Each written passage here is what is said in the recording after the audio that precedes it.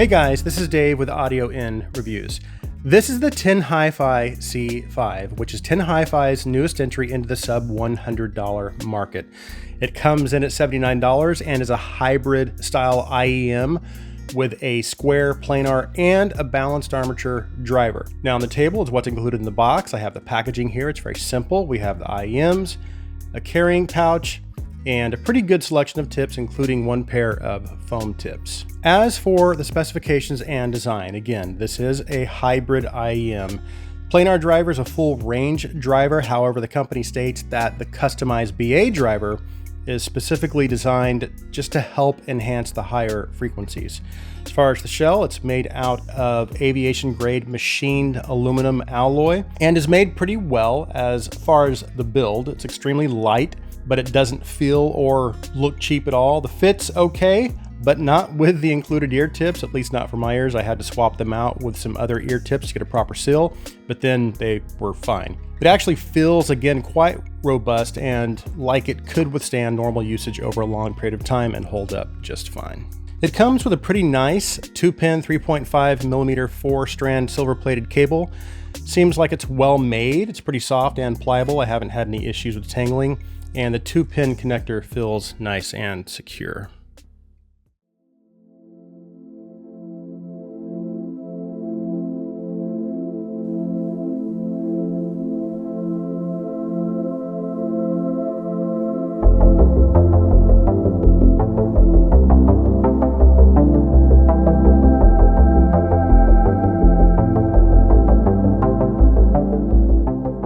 Okay, let's talk about the sound of the C5. Now, I've said lots of times that V-shape is not necessarily my preferred tuning. However, I do occasionally like to change things up and listen to something a little more fun. For example, my IE600s. But if I'm going to listen to something with a V-shape tuning, it has to be done right. I have a pretty specific expectation as to what that V-shape should sound like. That being said, the overall signature of the C5 is what I would consider to be V-shaped, but it does have some mid-range emphasis and forwardness. And this seems to be kind of a trend, at least with some of the budget IEMs I've reviewed lately, starting with the Chew. And then I noticed some of the same mid-forward issues with T4 Plus, the C5 Mech Warrior, Ola Bass, and now the C5.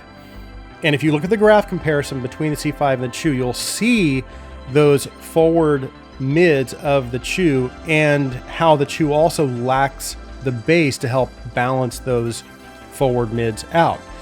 And I know the Chews are at a completely different price bracket, and of course they are a dynamic driver IEM. So this isn't really a comparison per se so much as it is just for reference to demonstrate what I would consider too mid forward. In any case, if you look at the C5's mids between about 2K and 3.5, those frequencies are even more forward than the Chew. However, unlike the Chew, the C5 does actually have bass to kind of help balance that out. Now, once you move past 4K, the C5 and the Chew deviate substantially, and the C5 has less presence in the treble region and a lot less after 10K. So while I would consider the C5 to have a little too much mid-range presence, the added bass and sub-bass does help to offset and balance that out. And again, you can see what happens once you get past 10K, everything just kind of starts to diminish. Okay, let's break the sound down a little further. We'll start with the bass. As you can see, there is a pretty decent amount of bass presence and good sub-bass extension.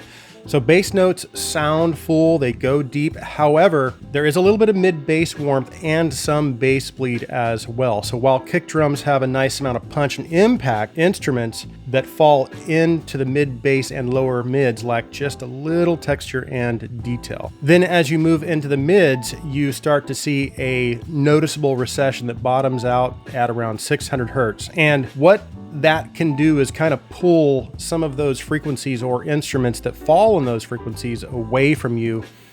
And combined with the additional increase, again, if you look between 2K and 3.5K, again, those instruments that fall within that area can sound a little bit unnatural. Now, just a side note about me, and I've mentioned this before, I'm a drummer, so I have a little bit of experience on the live mix and on the stage side. What I'm not sure I've talked about is my experience on the front of house mix side. And while I would not consider myself super experienced, I did do it professionally for a while. And beyond that, I've more than dabbled for at least 25 years and am still around it all the time. And when it comes to mixing, that 2K to 3.5K frequency range is where the kick attack can land. It's actually more like 3 to 4K. And the floor tom attack is around 2.5 to 5K. So a positive aspect of having the extra 2 to 3.5K is that it helps a little with drum stick attack, which kind of helps bring snares and toms alive. It just adds a little more of that fun and excitement.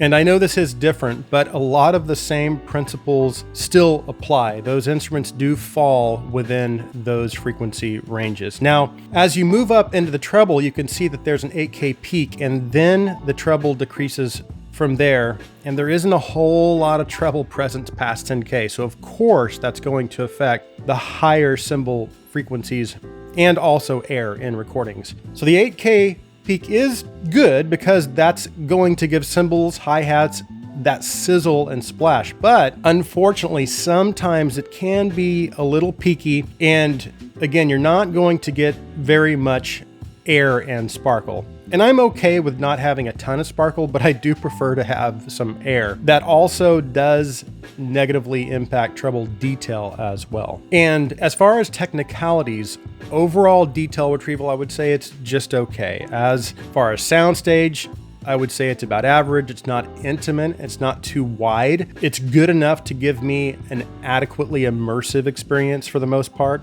And I don't need a wide soundstage, but I do like at least a realistic soundstage. As far as imaging, it is also about average. You can definitely locate the vocals, the instruments in the sound field. However, it's not super precise, and sometimes they can sound a little bit out of focus. But overall, I would say technicalities are good for this price. So how would I summarize my experience with the C5?